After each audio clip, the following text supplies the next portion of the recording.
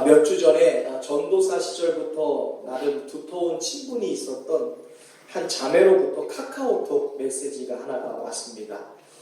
메시지를 들여다보니까 인터넷 링크 하나와 그 자매의 이름이 써있고 그 안에 3,800원이라고 되어 있는 이미지 파일이 같이 도착했습니다. 이게 뭔가요? 라고 물어보니까 테스트예요. 저는 3,800원 나오는데 목사님도 한번 해보세요. 이렇게 드리고 왔습니다. 제가 사진에 위에 있는 링크를 클릭해 보니까 이 봉봉이라는 사이트에 접속이 되더라고요. 대충 둘러보니까 그냥 재미로 하는 게임 같은 겁니다. 이 사이트가 몇 가지의 개인 정보만 입력하면 각 분야의 테스트 결과를 사용자에게 제공합니다. 그 중에 이 자매가 저에게 준 것은 나에게 가격표를 붙인다면 이라는 제목으로 되어 있는 테스트 파일이었어요. 알고 보니까 이게 요즘 SNS에 굉장히 유행하는 겁니다. 그래서 내가 얼마가 나왔는지 SNS에게 공유하는 프로그램인데 간단해요. 내 이름 석자만 입력하면 5초 안에 내가 화폐 가치로 얼마 정도 되는지가 화면에 딱 뜹니다. 제가 해봤어요. 지금 보시는 그림이 이 테스트 파일이 알려준 저의 화폐적 가치입니다.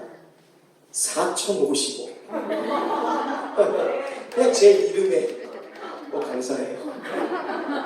근데 자기가 3,800원 나온 거예요. 전화를 걸었어요. 하하하, 나는 4,050원. 그러니까 목사님 참 좋으시겠네요. 저는 안 그래요. 지금 제 마음이 딱 3,800원 같아요. 라고 얘기를 하는 거예요. 무슨 말인지 안부를 물었습니다. 그리고 통화를 하는데 요즘 굉장히 힘들다라는 얘기를 해요. 신앙을 잊고 산 지도 꽤 되었고 삶의 기쁨도 없고 평안도 잃어버렸다라는 이야기를 합니다. 그런데 아무리 생각해봐도 그런 것들을 이야기할 사람이 없는 거예요. 딱히 전화통화를 할 사람이. 그러던 중에 청년 시절에 자기한테 한결같이 잘해주었던 사람이 떠올랐는데 그게 누구예요? 4,050원. 저예요. 아마 제 생각에는 오랜만에 뜬금없이 전화하려고 한 게 좀 미안했던 것 같아요. 그래서 자기 마음과 같은 3,800원 그림 딱 보내놓고 제 마음 좀 알아주세요. 이랬던 것 같습니다. 이 자매에게 제가 용기를 주기 위해서 당신은 하나님께는 물론이고 나를 포함한 모든 사람에게 너무나 중요한 존재입니다. 이렇게 얘기했어요. 그러니까 그 말이 끝나니까 무섭게 목사님 진짜 그래? 제가 정말 중요한 사람 맞아요? 이렇게 얘기를 하는 거예요. 자기가 결혼해서 아이를 낳고 육아와 주부 생활에 전념하고 그러다 보니까 남편이랑 연애할 때랑은 다르게 조금 소원해진다는 거예요. 그러다 보니까 어느샌가 내가 별로 소중한 사람이 아닌가, 내가 별로 중요한 사람이 아닌 것 같다라는 생각이 들었다는 겁니다. 그 순간 길지 않은 대화 가운데 저에게 큰 깨달음이 왔어요. 이 자매에게 삶의 평안과 기쁨이 상실되고 자기가 힘들다고 느끼는 이유가 다른 것이 아니라 자기 자신이 얼마나 소중한 존재인지, 자기 자신이 얼마나 중요한 사람인지를 있기 때문에 그러한 일이 생겼다라는 깨달음이 있었어요. 그래서 대답해 주었습니다. 당신은 지금 스스로에게 속고 있는 거다. 그리고 세상이 당신을 속이고 있다. 속지 말라. 세상이 당신을 감춘다고 당신의 존재가 사라지는 것이 절대로 아니다. 주님 앞에 돌아오세요. 교회에 돌아오세요. 그리고 하나님 앞에 서서 당신이 얼마나 중요한 존재인지를 다시 느끼고 회복하고 깨달으시라. 그것이 가장 중요한 사건입니다. 그 말에 정말 그런 것 같아요. 생각해보니까 다른 데 문제가 있는 게 아니라 내가 얼마나 소중한 사람인지를 내가 스스로 속이고 있었다고, 잊고 있었다고. 그게 정말 큰 문제인 것 같다고. 나 스스로 나를 불필요한 사람이라고 생각했고 나 스스로 속고 세상에 속았던 것이 정말 문제인 것 같다고.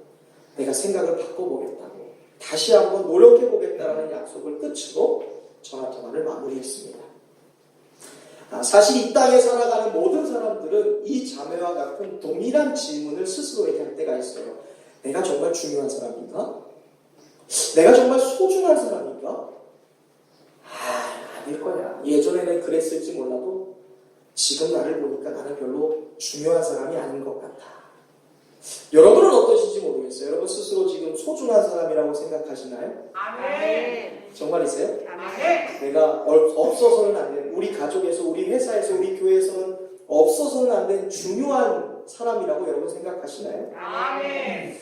내가 정말 중요한 사람인가? 내가 정말 소중한 사람인가? 라는 질문을 스스로 하게 될 때 우리가 반드시 기억해야 될 것이 있어요. 그것은 내가, 그리고 여러분, 그리고 우리가 하나님에 의해, 하나님의 형상, 하나님의 모양대로 하나님의 영광을 위해 창조되었다는 이 사실, 이 약속을 우리가 반드시 잊어서는 안 되는 줄로 믿습니다. 아멘. 오늘 우리가 읽었던 이 창세기 1장 26절에는 다음과 같이 우리에게 말씀하고 있습니다. 함께 같이 읽어볼까요? 하나님께서 이르시되 우리의 형상을 따라 우리의 모양대로 우리가 사람을 만들고 바다의 물고기와 하늘의 새와 가축과 온 땅과 땅에 기는 모든 것을 다스리게 하자 하시고. 아멘. 우리가 너무나 잘 알고 있는 말씀이에요. 아마 매년 연초가 되면 우리는 늘 마음을 다잡고 금년에는 꼭 성경 일독을 해보겠다라고 창세기를 딱 피고 말씀을 시작하죠. 대초에 하나님이 천지를 창조하신다. 읽어가다가 매년 그랬듯이 복잡한 레위기에 딱 걸려서 금년에는 또 실패했다 스스로 포기하게 될 때가 있어요. 그래도 우리는 매년 한 번씩 이 구절은 반드시 지나가게 됩니다. 하나님이 이르시되 우리의 형상을 따라 우리의 모양대로 우리가 사람을 만들자. 아멘. 우리가 이것을 매년 읽어서 매년 접해서 그냥 아는 것과 우리가 이 말씀을 깨달아서 정말 알게 된 것과는 굉장한 차이가 있어요. 하나님이 이르시되 우리가 우리의 형상을 따라 우리의 모양대로 우리가 사람을 만들자. 이것을 심지어 이렇게 외우는 성도들도 계시죠. 이 말씀에는 정말 놀라운 약속이 내포되어 있어요. 그것이 무슨 약속이냐면 하나님이 우리로 하여금 하나님의 거룩한 형상을 반영하도록 하셨다는 것이 이 말씀에 약속되어 있는 것입니다. 하나님이 우리를 창조하신 목적은 세상의 그 어떠한 피조물보다 우리가 하나님을 더 닮기 위해서 우리를 창조하셨다라고 성경은 말씀하고 있습니다. 하나님은 우리의 형상을 따라서 우리가 바다나 하늘을 만들자라고 하시거나 우리의 모양대로 우리가 물고기나 우리가 새를 만들자라고 말씀하신 것이 아니에요. 여기 말씀해 보니까 하나님이 하나님의 형상과 모양대로 누구를? 사람을 만들자라고 말씀하셨죠. 물론 이 바다라는 것은 하나님의 넓고 깊은 사랑을 반영하기도 해요. 또 높고 넓은 하늘은 하나님의 영광을 반영하기도 합니다. 그러나 바다도 하늘도 결코 하나님의 형상대로 지음받지는 않았어요. 물고기는 그 넓고 깊은 바다를 마음껏 헤엄칠 수 있어요. 이것은 아마 물을 무서워하는 이춘초 권사님에게는 굉장한 능력이 될 수 있습니다. 또 새는 높고 넓은 하늘을 마음껏 날아다닐 수 있죠. 아마 이것도 고소공포증이 있는 우리 박상호 집사님이 보기에는 굉장한 스킬일 수가 있어요. 그러나 성경은 물고기도 새도 하나님의 형상대로 만들어지진 않았다라고 말씀합니다.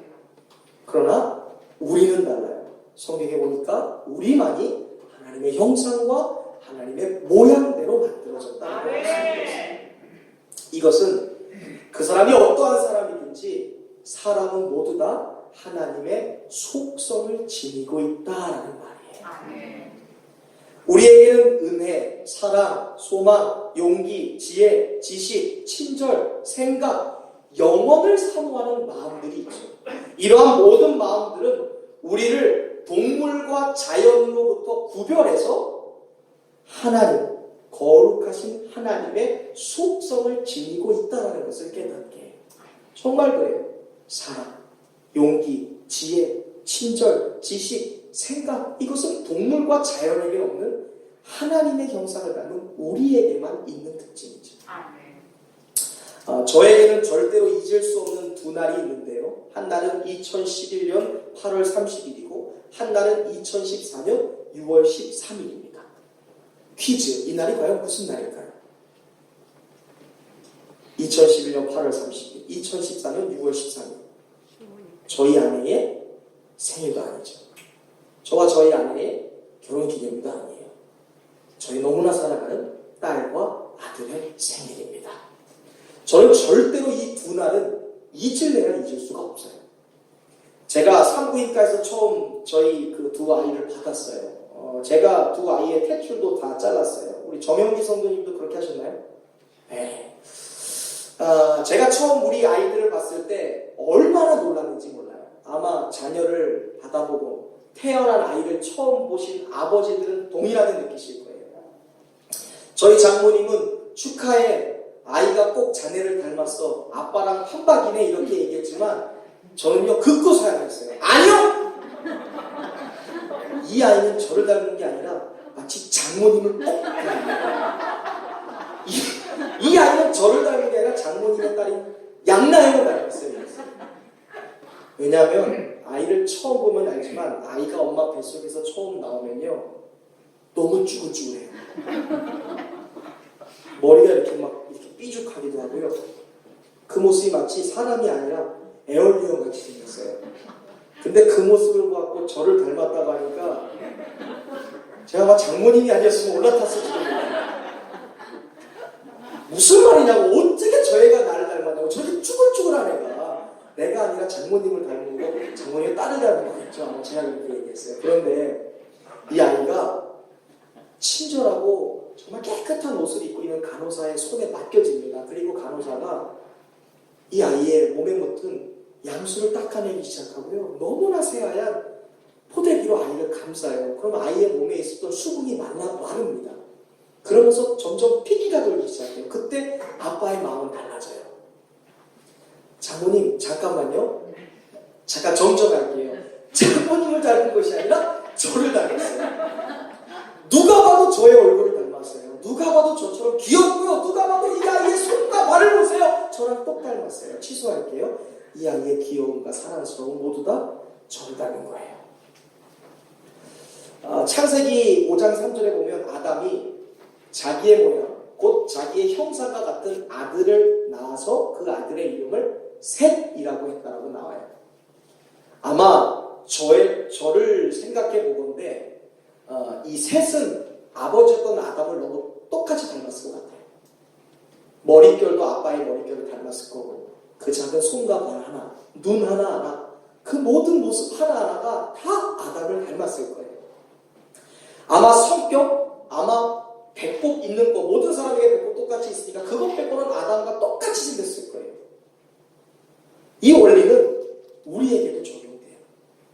우리가 하나님의 형상과 하나님의 모양대로 만들어졌다는 것은 우리가 너무나 많은 면에서 하나님을 닮았다는 것을 말씀하고 있습니다. 성경은 이것을 분명히 증거하고 있어요. 하나님께서 하나님의 형상과 하나님의 모양대로 우리를 만드셨다.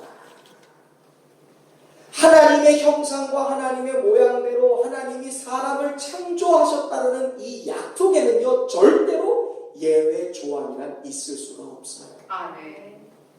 이 약속은 모든 인종에게 해당되고요, 모든 남자와 여자에게 해당되고요, 모든 어른과 모든 아이에게 해당하는 약속이에요. 또한 하나님의 형상과 모양대로 사람이 창조되었다는 것은요, 가진 사람이든 못 가진 사람이든, 건강한 사람이든 건강하지 못한 사람이든, 시골에 살든 아니면 도시에 살든, 이미 태어났든 이미 태어나지 않았든 아직 태어나지 않았든 모든 사람에게 해당하는 약속이 바로 하나님의 형상과 하나님의 모양대로 만들어졌다. 하나님의 속성을 지니고 있다는 약속이에요. 인간은 누구나 하나님의 형상을 닮은 거예요. 어떤 사람은 이 사실을 숨겨요. 숨긴다는 것은 이 사실을 믿지 않는다는 것이죠.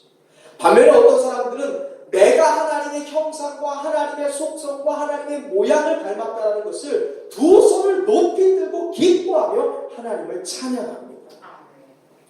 전자이든 후자이든 분명한 사실은 모든 인간은 결국 하나님의 형상과 모양대로 만들어졌다는 것이죠. 그런데 인간에게 들어온 죄가 이 형상을 뒤틀어 놓았습니다. 하나님의 형상과 하나님의 모양대로 만들어졌다라는 이 놀라운 형상을 뒤틀어 놓은 것이 것이 바로 죄입니다. 죄로 인해 인간의 도덕적 순수함이 더럽혀진 거예요. 죄로 인해서 인간의 지성 또한 어리석은 생각들로 오염되기 시작했습니다. 죄가 하나님의 형상을 가진 인간의 마음과 인간의 생각을 파괴하기 시작한 것이죠. 결국 인간은 하나님보다 나 자신을 높이려는 생각에 사로잡혀서 살게 되었습니다. 그래서 때로 우리는 어떠한 사람들을 볼 때 하나님의 형상과 하나님의 모양대로 만들어진 그 약속이 분명한데 그 사람을 볼 때 저 사람에게서 어떻게 하나님의 형상을 찾아볼 수 있을까라는 의구심이 들 정도로 그런 문제들이 발생하는 것이 바로 죄의 결과라는 것이죠.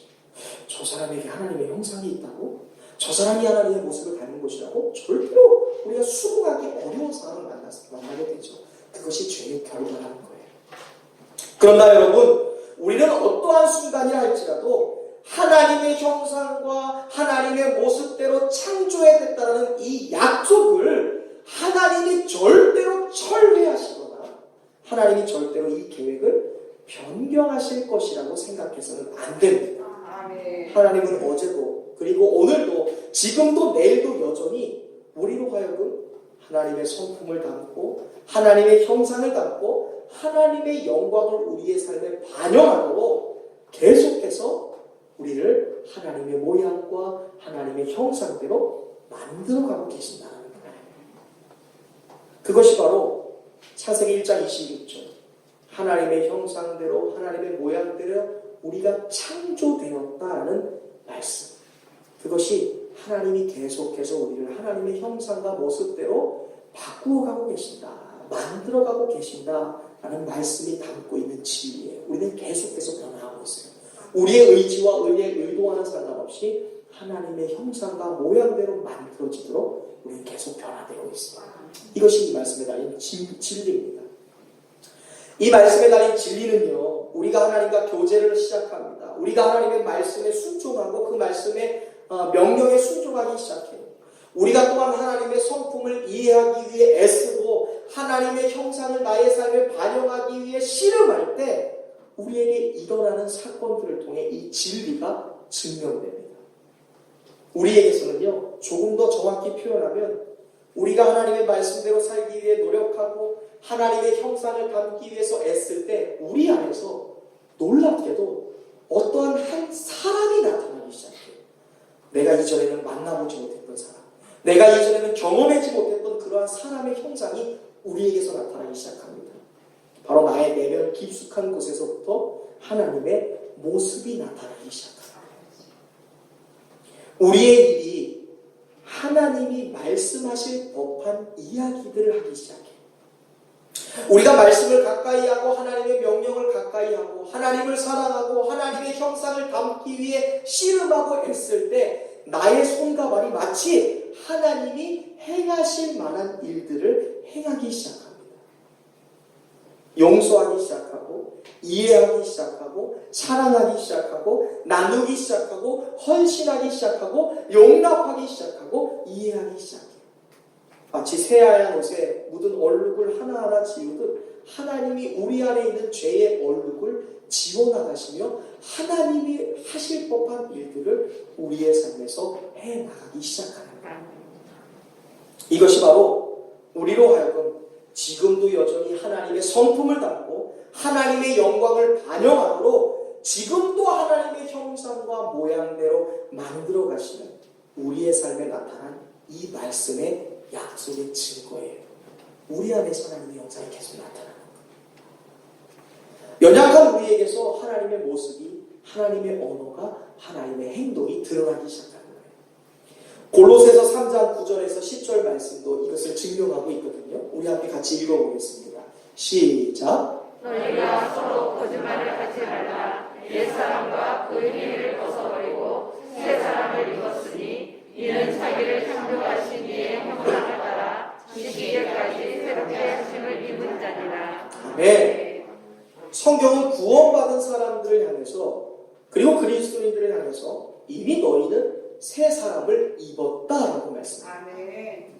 너희는 창조하신 하나님의 형상을 따라 지식에까지 이성에게까지 너희의 모든 생각과 모든 마음에까지 새롭게 하심을 입은 사람이다라고 말씀하고 있습니다. 너희가 새로워질 것이다, 너희는 새로워져야 된다라고 말하는 것이 아니라 우리를 창조하신 하나님의 형상에 따라 우리는 이미 처음부터 끝까지 계속 새로워지는 존재가 되었다라고 말씀합니다. 아멘. 또한 고린도후서 3장 18절 말씀도 다음과 같이 말씀합니다. 우리 같이 또 읽어볼까요? 우리가 다 수건을 벗은 얼굴로 거울을 보는 것 같이 주의 영광을 보내 그와 같은 형상으로 변화하여 영광에서 영광에 이르니 곧 주의 영으로 말미암음이라. 거울로 자신의 얼굴을 보듯이 숨길 수 없는 진리가 있어요. 결코 바뀌거나 감출 수 없는 진리라는 것이 있습니다. 그것이 무엇입니까? 주의 영으로 말미암는 사람. 다시 말해서 하나님의 자녀가 된 사람들은 하나님의 형상과 하나님과 같은 형상으로 끊임없이 변화하여 마침내 영광에 이르게 된다는 실존적 인간의 존재론에 대해서 말씀하는 거예요. 아멘. 우리가 어떻게 영광, 행복에 이를 수 있는지에 대한 말씀이 바로 고린도후서 3장 18절 말씀이에요. 우리 안에서 우리를 새롭게 하시는 하나님의 형상을 담게 하시는 그 진리가 우리를 인간되게 하고 참 행복하게 만든다는 본문의 말씀입니다. 성경에 의하면 우리는 단지 하나님의 형상대로 만들어졌고 하나님의 모양대로 만들어졌기 때문에 그것만으로 이미 훌륭한 존재일 뿐만이 아니라 너무너무 중요한 존재다라고 말씀하고 있어요. 왜? 하나님의 형상을 가진 그 존재는 그냥 영광에 이르기 때문에 그래요. 정말이요. 이것만으로 충분해요. 내가 하나님의 형상과 하나님의 모양대로 만들어졌다는 사실. 그 진리가 우리를 하나님의 형상과 똑같은 사람으로 영원토록 변화되게 하겠다는 이 약속이 담겨있는 것이죠. 뒤집어 말할까요? 우리는 하나님의 형상을 가진 존재로서 살아갈 때 인생의 참된 만족을 누릴 수 있게 되는 것이죠. 아멘. 이것이 다윗의 인생을 이끌어가는 관점이었습니다. 그의 인생관이었어요. 다윗의 시편 17편 15절에서 이렇게 말씀하고 있습니다. 나는 의로운 중에 주의 얼굴을 배우리니 깰 때에 주의 형상으로 만족하리로다. 아멘. 여러분 말씀을 잘 보세요. 지금 무엇이 다윗의 인생을 만족시킨다고 말씀하고 있나요? 돈인가요? 젊음인가요? 건강인가요? 통장의 잔고인가요? 좋은 직장인가요? 좋은 집인가요? 아니에요. 지금 다윗이 만족하는 것, 다윗을 만족하게 하는 것은 하나님의 형상이다라고 말씀합니다. 아멘. 자신의 삶에 나타나는 하나님의 모습, 하나님을 닮은 형상이 나타나는 모습이 나에게 너무나 큰 행복이고 만족이라고 말씀하고 있어요. 다윗은요, 연약하고 흠 많은 자신을 하나님께서 용서하셔서 자신을 의롭게 여겨주신 사건을 경험했습니다. 그리고 그 의롭게 하신 사건을 통해 은혜라는 것을 경험했어요. 그것을 다윗은 지금 주의 얼굴이라고 표현해요. 다윗이 얼마나 흠이 많았던 사람인가요? 그런데 나를 의롭게 여겨주신 그 사건을 보니까 그것이 하나님의 얼굴과 같다라고 말씀하고 있어요. 아멘. 그리고 두 번째 목록에 봅니다. 지금 멸망받아 마땅하고 버림받아 마땅한 자신을 구원해 주시고 사랑해 주신 하나님의 은혜를 다윗이 경험했어요. 그런 다윗에게 있어서는요, 아침에 깨어나서 새날을 맞이하는 모든 순간이요, 날로 더욱 새로워지는 순간이고 인생의 모든 최고의 날이었습니다. 아멘. 나를 구원해 주시고 나를 의롭다 하신 그 은혜로 아침마다 깨는 것이 너무너무 새로운 거예요. 아멘. 그 은혜에 빠져 있습니다. 자격 없는 나를 구원해 주셨다. 그래서 나를 의롭다 여겨주신 하나님의 은혜를 경험한 다윗은 어제보다 오늘도 아침에 깰 때 하나님을 닮은 말이 자기의 입에서 나오는 것을 보게 되었어요. 구원을 받아서 그것이 너무 감격스러우니까 그 마음으로 아침에 깨니까 어제보다 오늘도 하나님을 닮은 그 행동이 나의 손과 발에서 나오는 것을 보게 되었어요. 이렇게 구원받은 자신이 하루하루 또 하나님의 형상이 나타나고 하나님의 모습을 닮아가는 그것을 경험했을 때 그것이 다윗에게 있어서 너무나 큰 행복이었어요. 그것이 깰 때의 주의 형상, 나에게 나타나는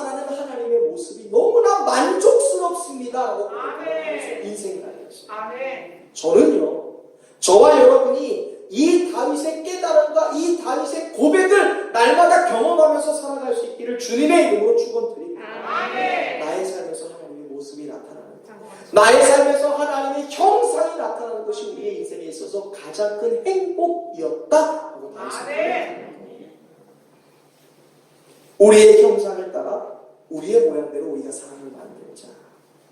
하나님은 날마다 하나님을 닮은 형상으로 만들어 가신다. 이 놀라운 약속을 붙들고 카오스, 혼돈의 세상 속에서 우리의 존재론적 가치를 지켜나가는 지혜로운 성도들이 되시기를 주님의 이름으로 축원드립니다.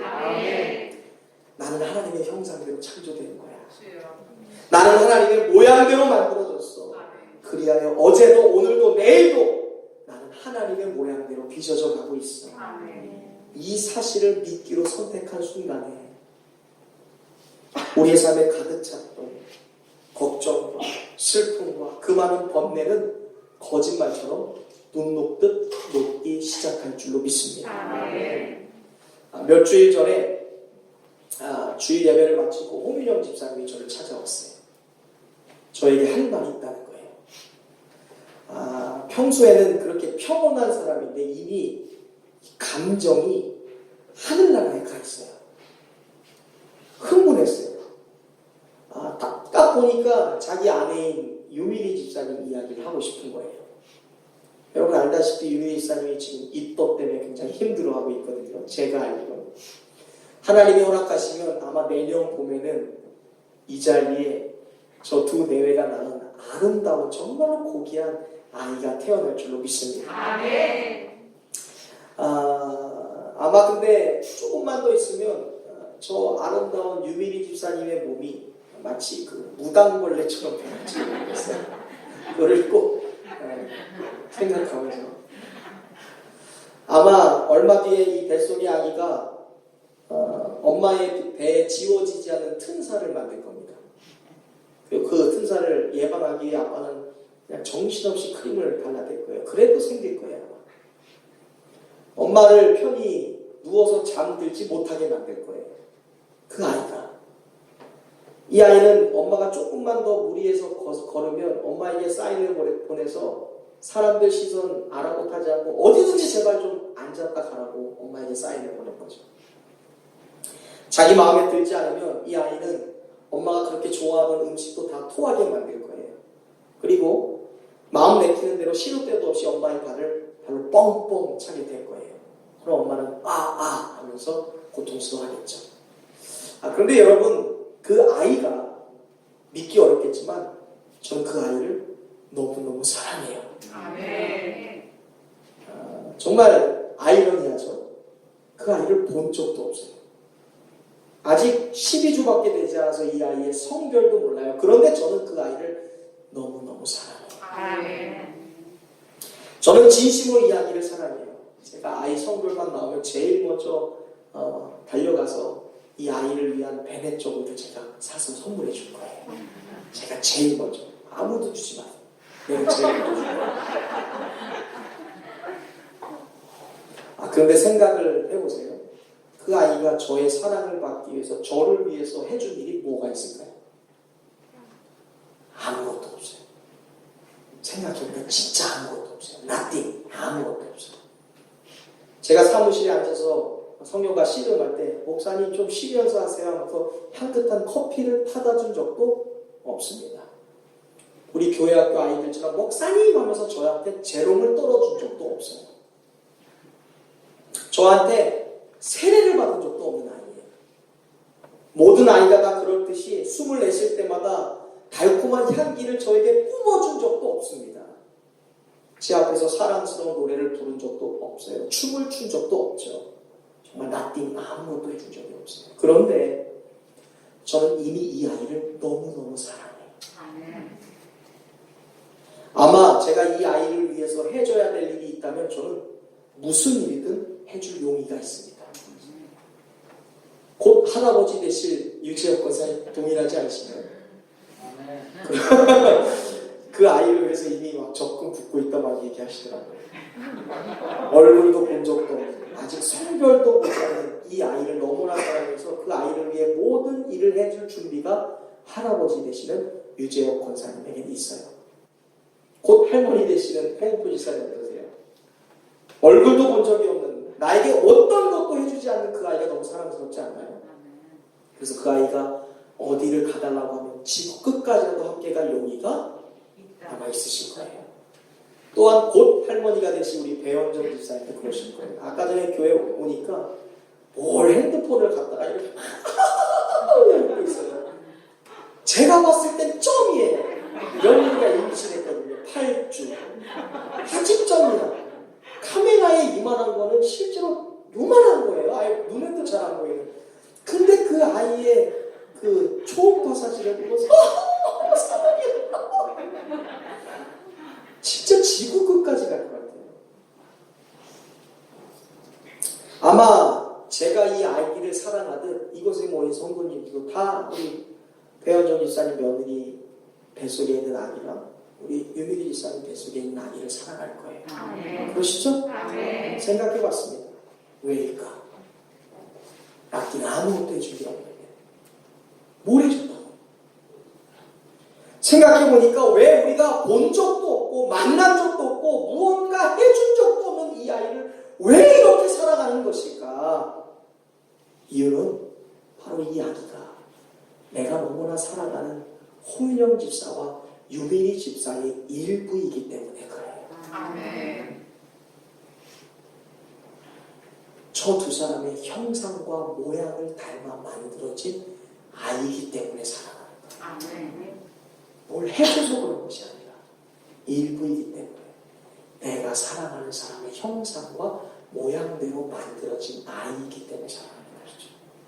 그것이 다예요. 하물며 하나님이십니다. 이 아이가 저와는 전혀 상관없어요. 피와 땀을 섞이지 않았지만 아주 작은 부분일지 모르지만 이 아기는 엄연한 우리 새로난 공동체의 일부이자 우리의 소유예요. 그래서 사랑하는 거예요. 하나님도 마찬가지예요. 하나님이 왜 우리에게 영원한 사랑을 주실까라는 것을 생각해 본 적이 있으세요? 이것은 어쩌면 우리 편에서 무엇인가를 했기 때문에 우리를 사랑해 주시는 것이 아니에요. 하나님이 우리에게 영원한 사랑을 주시는 이유는 그저 우리가 하나님의 형상과 모양대로 만들어진 하나님의 소유이기 때문에 사랑해요. 그래서 우리가 하나님께 소중한 거예요. 우리가 하나님께 무엇을 했나요? 하나님께 무슨 재롱을 피웠나요? 하나님께 무슨 커피라도 타다 드린 적 있나요? 그것 때문에 사랑하는 것이 아니라 그저 하나님의 모양과 형상으로 창조되었기 때문에 그렇죠. 하나님은 당신의 형상과 모양대로 우리를 만드셨어요. 하나님은 우리의 심장에 당신의 이름 석자가 생겨진 도장을 꽝 하고 찍으셨습니다. 하나님은 우리의 배에 당신의 성령의 호흡을 후 하고 불어넣어 주셨어요. 그래서 우리를 당신의 소유 삼으신 것이죠. 하나님의 호흡과 하나님의 모양과 형상대로 만들어진 하나님의 소유, 하나님의 일부. 그래서 우리를 사랑하시는 거예요. 그래서 우리는 하나님의 일부와 모양을 지니고 있는 하나님의 것입니다. 우리가 하나님을 향해 아멘, 맞아요, 그래요, 나는 하나님의 일부예요, 나는 하나님의 창조물이에요, 나는 하나님의 형상과 모양을 닮은 하나님의 소유입니다라고 인정할 때 하나님은 그 어떤 죄도 감히 꺾을 수 없었던 우리의 삶의 불꽃을 하나님이 횃불로 만들기 시작하시는 거예요. 사랑과 인내와 용서와 헌신과 봉사와 아름다운 말과 영혼을 사모하는 그 생각들을 통해 우리를 하나님 닮은 형상으로 만들어가기 시작해요. 나의 말이 죄도 꺾을 수 없는 사랑의 말로 표현되기 시작하고 나의 행동과 나의 모습이 어떠한 죄도 꺾을 수 없었던 사랑과 헌신과 용서와 그리고 이해와 봉사라는 모습으로 나타나기 시작합니다. 그러한 모습들을 볼 때 우리는 느끼는 거예요. 와, 나는 하나님의 형상대로 계속 만들어지고 있구나. 하나님의 눈이 떠나지 않는 하나님께로 너무나 소중한 존재이구나. 우리는 온전하지 않지만 하나님의 형상을 닮아 온전해지고 있는 중이라는 사실을 여러분 믿을 수 있기를 주님의 이름으로 축원드립니다. 하나님은 우리를 향해 꺼지지 않은 열정을 갖고 계세요. 우리를 하나님의 자녀고 하나님의 형상과 모양대로 계속해서 만들어 가십니다. 이것이 창세기 1장 26절. 하나님이 이르시되 우리가 우리의 형상대로 우리의 모양대로 우리가 사람을 만들자라는 이 약속에 담긴 진리예요. 나는 하나님의 모양대로 계속해서 변화되고 있다. 하나님은 절대 나를 포기하지 않고 나를 계속해서 하나님의 모양대로 빚어가고 있다. 우리는 삶에서 누구나 말할 수 없는 상황들을 만날 때가 있습니다. 더 이상 어떠한 상황으로 표현할 수 없는 그러한 모습들과 그러한 상황들을 만날 때가 있어요. 너무나 고통스러운 순간, 큰 번민에 빠지는 순간, 그때 우리는 나는 중요하지 않는 사람인가 봐. 나는 소중하지 않나 봐. 나는 잊혀진 존재 같아. 라고 스스로에게 이야기할 때가 있습니다. 회사가 여러분을 숫자로 판단할 때가 있어요. 회사 상황판에 적힌 그러한 수당과 그러한 실적으로 나를 점수 매길 때가 있어요. 그때 우리는 생각하죠. 나는 중요하지 않은 사람 같다. 남편과 아내 혹은 남자친구, 여자친구가 우리에게 무심할 때가 있습니다. 전혀 내 기분을 맞춰주지 않고 전혀 내 입장을 생각해주지 않아요. 그때 우리는 생각해요. 나는 소중하지 않은 사람 같다. 자녀 문제가 우리를 탈진하게 만들 때가 있습니다. 과연 얼마만큼의 시간이 지나야 나는 자녀에게서 해방될 수 있을까? 자유로워질 수 있을까? 그때 우리는 생각하죠. 나라는 존재는 없어진 것 같아. 시간과 세월이 나에게서 과거의 품위를 빼앗아간 것을 볼 때가 있어요. 정말 거울 앞에 설 때 나의 미모가 어디 갔지? 나의 그 멋있었던 외모가 어디 갔지? 나의 그 좋았던 피부가 어디 갔지? 도저히 젊은 날에 있었던 그 생생함을 나에게서 찾아보는 것이 너무나 어려울 때가 있습니다. 그때 우리는 생각해요. 예전에는 그랬을지 모르겠지만 지금 나는 더 이상 소중한 사람이 아닌 것 같아. 내 얼굴을 보라고. 그때 우리는 스스로에게 이야기합니다. 나는 정말 소중한 사람인가? 나는 여전히 중요한 존재인가? 그러나 여러분, 그러한 세상의 평가와 세상의 말에 절대로 귀 기울이지 마시기를 바랍니다. 나와 여러분을 하나님의 형상, 하나님의 모습으로 끝끝내 바라보고 계시는 하나님의 평가에 주목하는 지혜로운 성도들 되시기를 주님의 이름으로 축원드립니다. 우리를 하나님의 형상과 모습대로 만드신 하나님, 그러므로 우리는 계속해서 하나님의 형상대로 만들어지고 있다라는 이 약속이 이제 저와 여러분의 삶에 미치게 된 영향력이라는 것을 한번 생각해 보시기 바랍니다. 우리의 삶의 가장 앞선 곳에 나는 하나님의 형상대로 만들어지고 있는 소중한 존재라는 이 진리를 여러분의 이력서로 삼을 수 있기를 간절히 바랍니다. 나는 보배로우신 예수 그리스도의 거룩한 보혈로 살 존재이다. 나는 하나님께 생명이 바쳐질 만큼 가치가 있는 존재이다. 이 고백이 나 자신을 향해서 어떠한 기대를 갖게 될지 여러분 상상해 볼 수 있기를 간절히 바랍니다. 나는 하나님의 모습과 하나님의 형상대로 결코 포기하지 않고 하나님이 만들어가고 있는 존재야. 나는 이 사실이 나 자신을 향해 얼마나 정중함을 만들어내게 될지, 나 자신을 향한 얼마나 큰 친절함을 만들어낼지 여러분 기대하고 살아가시기를 주님의 이름으로 축원드립니다. 이제 말씀을 맺습니다. 우리는 모두 하나님을 보기 위해 만들어진 존재들입니다. 하나님, 나를 보세요. 내가 입은 옷을 보세요. 내가 타고 있는 이 차를 보세요 라고 세상에 말하기 위해서 존재하는 존재가 아니라 우리는 세상으로 하여금 나를 통해 하나님을 보세요 라는 그 목적을 위해 지음받은 존재가 바로 저와 여러분입니다.